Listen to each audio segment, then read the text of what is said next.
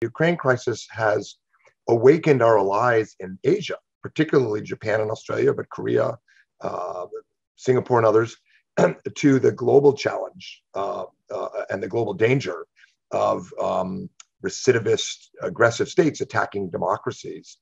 And so I think President Biden goes to Asia at a time when he can say, yes, we have a lot on our plate. We have to deal with a crisis in Europe, and we have growing challenges in Asia. But for the first time, really, in the post-war era, our allies in Europe and our allies in Asia are coming together and recognizing that we all have something at stake in a global challenge to democracies from authoritarian states. Japanese and Australia and others stepped up and imposed unprecedented sanctions on Vladimir Putin.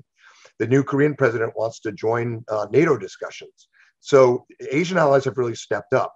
And on his trip to Asia, I think President Biden can make the argument that Europe also cares about Asian security. President Biden actually goes out with a really lucky set of political alignment in Tokyo and Seoul. Kishida, the Japanese prime minister, is very focused on strengthening the alliance. And Yoon wants to do more together.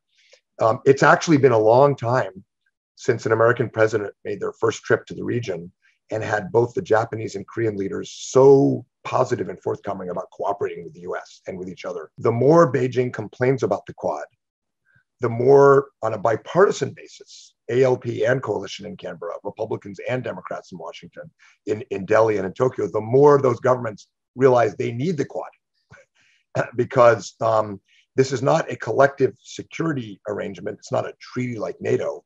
Most of what the Quad does is coordinate on provision of vaccines and supply chains.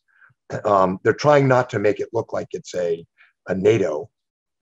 But from Beijing's perspective, it's a helpful reminder that if China pushes us all too far, it could go in that direction.